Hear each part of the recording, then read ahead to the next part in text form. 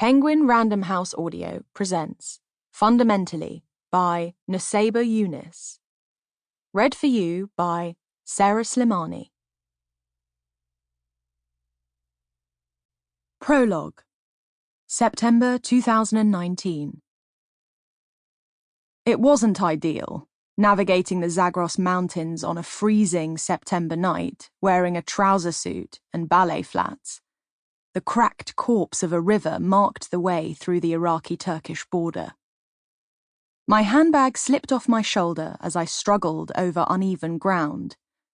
I gripped it close with one hand, my other arm outstretched, grasping balance out of the hazy mist. It had been a thrill 6 months ago, buying a designer bag for the UN job. I'd studied the handbags like museum pieces on their backlit pedestals before selecting a buttery mauve tote, holding my breath when I tapped my credit card. I've since revised my definition of thrilling. As I stepped onto a rock, it disintegrated into a spray of gravel and I fell, cutting my palms on stones. I turned over, my back against the dirt, the black heavens enormous overhead, covered in millions of tiny stars. The spectre of an omniscient God strengthens in moments like this. If you exist, I silently prayed, do me a favour and take it down a notch. You always fine, Nadia? Shouted Darban. 20 metres further up, his black silhouette was cut out of the sky. The outline of a stiff kaftan, baggy pants and turban, the traditional dress of Kurdish freedom fighters turned profiteers. I'm okay, I said. I looked down the valley at my burden. She rose through the gloom like an apparition, cloaked in a black abaya and headscarf, that bundle tied to her back. How are you getting on, Sarah? I called out. The frigid breeze spun my words into echoes that reverberated from the stony surrounds. She paused mid-clamber. Bruv, she said into the dark root between us. You should have got an ISIS smuggler. Man's got us on fucking Everest. Are you dense? I levered myself back to standing. An ISIS smuggler would have shot me in the face and recruited you again. There's 6 smugglers, though, you've got to admit. She hoisted the bundle higher up her back. I swear to God, Sarah, if you stay a fucking fundy after all this, I'll sell you into sex slavery myself. Her laughter filled the night air. That's the kind of thing she finds funny. It's one of the reasons I love her. It does not justify what I have done. Chapter 1. 5 months earlier. It's not like I was expecting Stalingrad, but Baghdad took the piss. Arriving for the first time, tucked into a UN car, I watched as the city lights refracted through the bulletproof glass. Floodlights hovered over a pickup football game. Square lamps uplit the National Museum. Fairy lights dripped down palm trees beside the Tigris River. Why was it so nice? What happened to the rolling blackouts? The electrical transmission network supposedly ravaged by war?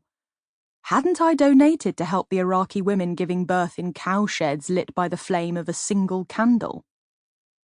Car after car parked along the river's banks, sparkling Audis and BMWs among older Toyotas and Hyundais.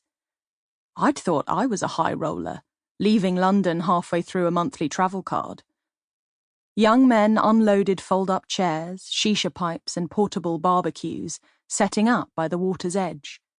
I could almost smell the marinated baby chickens, the flattened carp smouldering over charcoal, but the driver stopped me from rolling the window down. Security, he said, tilting his head towards rooftops empty of snipers. I spotted a huddle of teenagers watching TikTok, trying to imitate a dance, before pushing each other over, their laughter engulfed by the honking traffic. Rosie and I used to dance like that. A convoy of cars started beeping frantically, and my back tensed up, anticipating a critical incident ahead. Then I saw white ribbon stretched over the hood of a Mercedes, a bride stepping out, her lace dress draped over marble steps as she entered a 5-star hotel. Was this fucking midnight in Paris? I'd signed up for cluster munitions, not glitter bombs. I spluttered with the indignity of it. "Everything okay, ma'am?" The African driver looked over his shoulder. What had brought him here? A carefully weighed decision, no doubt. Not juvenile heartbreak like me. "I'm fine, thanks. You can call me Nadia." I deserved to be called a lot of things, but ma'am wasn't one of them. "Ah, it's like Nadia, big actress in Ghana." He nodded at me with approval. "And why you came to Baghdad, Nadia?" "Oh, I'm here for a job. I'm creating a deradicalization program for ISIS brides." "Yeah, don't ask." The driver raised his eyebrows but stayed silent. I checked my phone, hoping for a message from Rosie, conveying immense pain at having me ripped from her life. But my SIM card, flabbergasted at having been brought to Iraq, had malfunctioned. Returning to the window, I strained my eyes, searching for burned-out cars and bullet holes, something to undermine this tableau of festivity, anything to force Rosie into irrelevance. But in the falling darkness, the jollity glowed only brighter. We entered the Green Zone, a fortified district where international organizations and government agencies hid from the population they claimed to serve. My new home. My driver deposited me in the car park of the UN compound. He stepped out of the car and lit a cigarette, staring hard at my chest while I heaved my suitcase out of the boot. Shouldn't misogyny have an equal and opposite chivalric force? "Over there." He pointed towards a security cabin, his burning red tobacco dancing against the darkness. I dragged my suitcase over the ground, the evening breeze a warm relief after the intense air conditioning in the car. A generator rumbled on the far side of the car park, the smell of diesel repelling insects through the air, the stars obscured by a thin grey smog that hung between the city lights and the night sky. I entered the security cabin, caught my foot on the lip of the doorway, and fell inside. It usually took more than 10 seconds to humiliate myself at a new job, but here I was, already achieving personal bests. A lean Iraqi man in a blue uniform stepped away from his prayer mat and crouched beside me. "You okay, doctor?" I was comforted by his use of my title. Status gives you scope to absorb minor failures. I hoisted myself up. "I'm Ferris," he said, his Iraqi accent strongly Americanized. He picked up my suitcase and put it on a trestle table that bisected the room. "You must be Dr. Nadia. You're very welcome here." I watched in horror as he snapped on latex gloves and unzipped my suitcase. "Real sorry I have to do this," he said, shaking his head. "It's just protocol."